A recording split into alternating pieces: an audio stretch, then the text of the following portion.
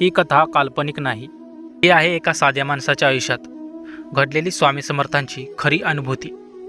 संकट, कर्ज, आजारपण आणि निराशेच्या अंधारात जेव्हा कुणीच साथ देत नव्हतं, तेव्हा स्वामी समर्थ आधार बनून उभे होते।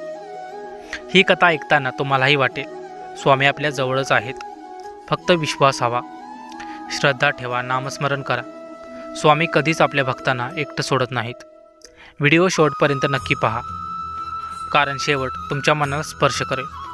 तर नमस्कार मित्रांनो, गणेश क्रिएशन जी या आपल्या यूट्यूब चॅनलवरती मी गणेश तुम्हा सगळ्यांचे स्वागत करतो।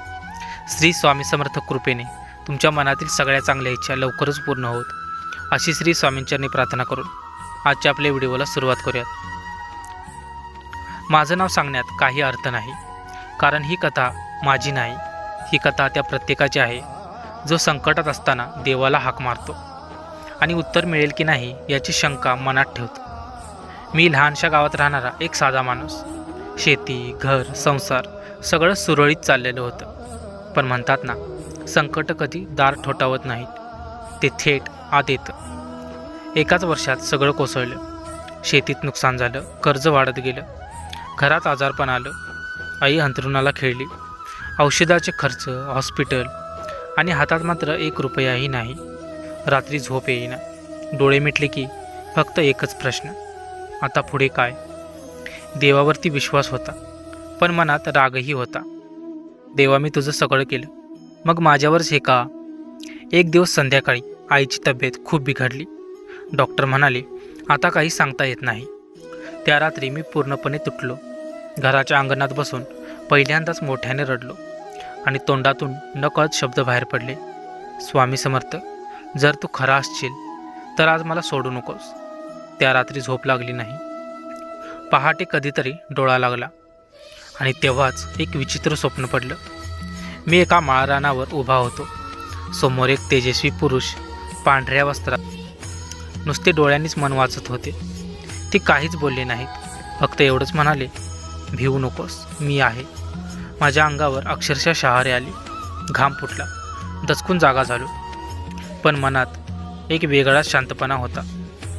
सकाळ झाली, आईची तब्येत अचानक थोडी स्थिर वाटत होती। डॉक्टरही आश्चर्यचकित। त्याच दिवशी एक जुना ओळखीचा माणूस घरी आला। तो म्हणाला, तुझी अडचण कळली मला, हे पैसे ठेव, काही विचार करू नकोस। मी विचारलं, अचानक कसं काय? तो म्हणाला, काल रात्री स्वामींचं दर्शन झालं मला आणि सकाळी उठताच तुझंच नाव मनात आलं। त्या क्षणी माझे डोळे भरून आले। हा फक्त योगायोग होता का, की स्वामींची कृपा? दिवस गेले, आई हळूहळू बरी झाली, कर्ज फेडायला मार्ग मिळाला, शेतीत पुढच्या हंगामात चांगलं पीक आलं। पण खरी घटना काही महिन्यांनी घडली।